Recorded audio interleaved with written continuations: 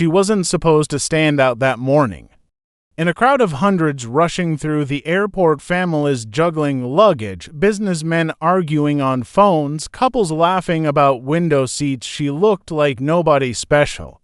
Just another traveler dragging a scuffed suitcase across the polished floor, her cap pulled so low it almost hid her expression, her sunglasses masking eyes that hadn't slept well in days. To the world, she was invisible.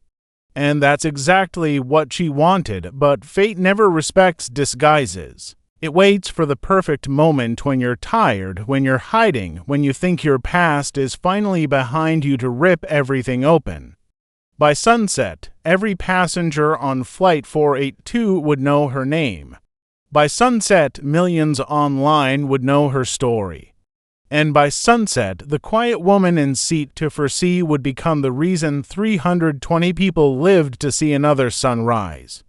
At the start, nothing felt unusual. Travelers lined up at gate 17, scanning passports, comforting restless kids, stuffing carry-ons into overhead shelves. The air buzzed with impatience and excitement, honeymooners planning their first trip abroad, business travelers clearing last-minute emails, tourists counting down the hours until Lisbon's coastline appeared beneath them. Amid all this noise, she moved silently, taking her seat in the middle of the cabin like someone who had practiced the art of blending in. No one noticed the way she scanned exits. No one noticed how her posture stayed alert despite her tired face.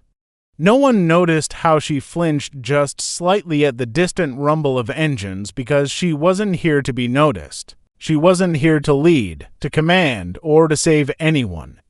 For the first time in years, she had promised herself that this was going to be a normal flight. No pressure, no responsibility, no revealing who she truly was. She took a slow breath, let her shoulders drop, and stared quietly at the seat back in front of her, believing destiny would let her rest just this once.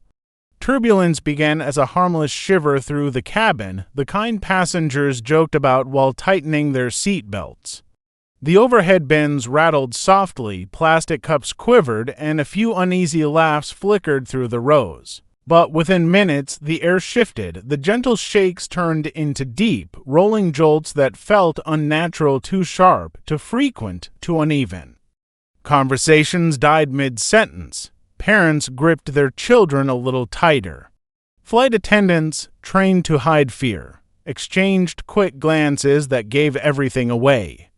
Then came the sound that froze the entire cabin. The left engine coughed violently, a hollow, choking roar that every experienced flyer instantly recognized as trouble.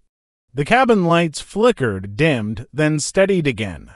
She lifted her head slowly, letting instinct take over. She could hear the imbalance, the strain, the mechanical struggle buried beneath the noise. Others heard turbulence. She heard the beginning of a crisis. She closed her eyes, not in fear, but in focus. Years of training, drills, emergencies, and near misses began replaying like muscle memory waking from a long sleep. The rhythm of the engines wasn't right. The vibration beneath her feet had a pattern she knew too well, a pattern she'd studied endlessly when she once commanded aircraft instead of sitting quietly among passengers. Every detail sharpened, the tremor of uneven thrust, the whining pitch of a compressor struggling, the subtle shift in pressure that hinted at something far more serious than the captain's calm voice suggested. Her heartbeat slowed instead of quickening, settling into the mechanical rhythm she had spent years mastering. She didn't want to step forward. She didn't want anyone to look at her, but as the aircraft lurched again harder this time, she felt the familiar pull of responsibility. She knew what was coming next, and no disguise could silence that knowledge. The drop came without warning. One moment the plane was trembling, the next it was plummeting.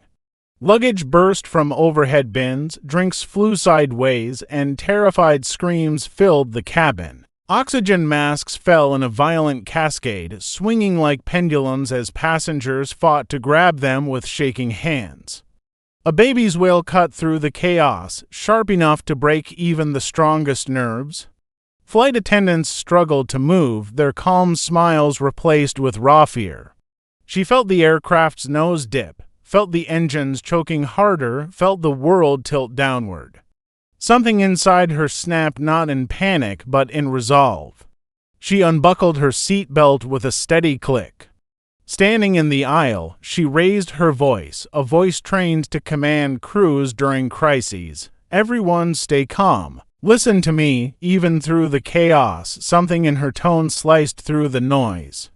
People turned, people obeyed. A leader had risen. She pushed forward through the aisle, steady even as the plane shuddered violently around her.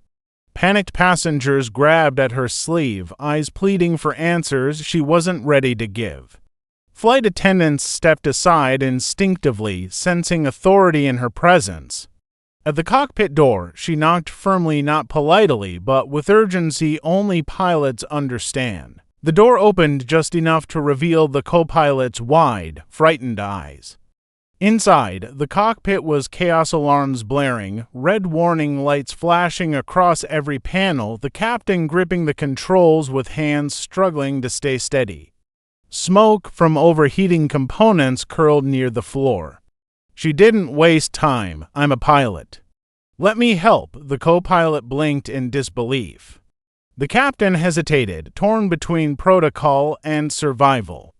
But when she stepped inside and instantly read the failing systems like a familiar language, there was no doubt left. He gave a small nod. She took command. Sliding into the seat felt like slipping back into a life she'd sworn to leave behind.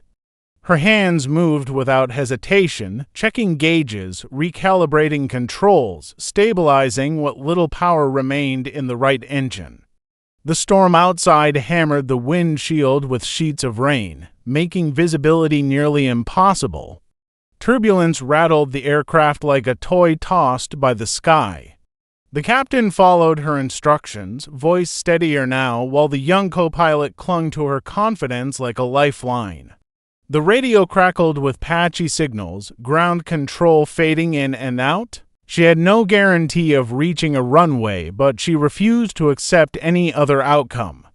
Behind her were 320 lives, each heartbeat anchored to her decisions. She felt their fear as weight on her shoulders, but weight she welcomed. With every adjustment, the trembling eased. Slowly, the plane began responding, not perfectly, but enough to fight back. Through the storm's fury, a faint runway appeared, a thin silver line between sheets of rain. It wasn't ideal, it wasn't safe, but it was the only chance they had. She aligned the aircraft as wind shoved violently from both sides. The plane descended to fast, landing gear rattling under stress. "Hold steady," she whispered, not to the crew but to herself. The impact hit hard. Metal screamed. Sparks burst beneath the wheels as the aircraft skidded across the wet runway, fighting to stay upright. Every second felt like a lifetime suspended between disaster and survival. Then, slowly, the speed dropped, the shaking softened. The plane rolled to a trembling stop. Silence followed, heavy, breathless, unreal. Then came the sobs, the laughter, the relief flooding through the cabin. Passengers clung to strangers, thanking a woman they still didn't truly know. She exhaled once, calm and quiet. Her job was done. When the doors finally opened and emergency crews rushed in, they expected to find chaos, injuries, shock. Instead, they found a cabin full of shaken but living souls, 320 people breathing, crying, and clinging to the miracle they'd just survived. Word spread quickly through the aisles, whispers turning into awe. It was her, the woman in 2 She saved us. Passengers gathered around her, some with trembling voices, others unable to speak through their tears. They wanted to know who she was, how she had stayed so calm when the world tilted toward disaster.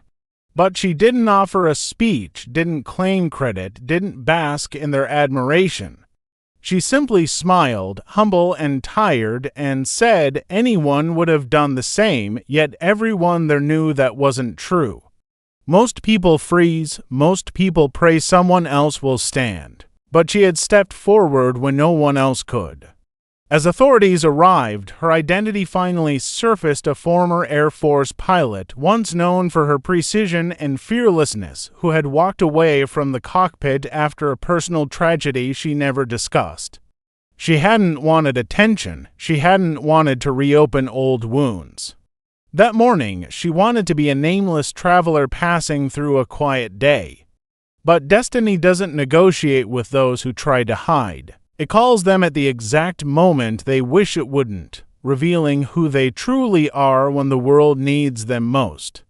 She watched as passengers reunited with loved ones, their tearful embraces unfolding against flashing emergency lights.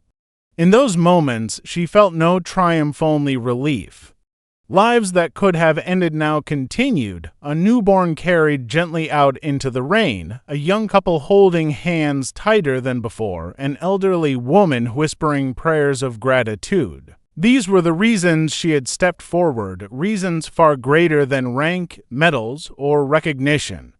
And when the chaos settled, when the reporters gathered and the crowd parted for her to walk through, she didn't stay for interviews or cameras. She simply picked up her suitcase, the same quiet disguise she walked in with, and continued toward the exit. No spotlight, no celebration, just a woman returning to silence after rewriting the fate of hundreds. Because some heroes don't wait for applause, they don't chase glory. They rise only when destiny demands it, then disappear before the world can decide what to call them. If this story touched your heart, make sure to like, comment, and subscribe for more powerful true stories.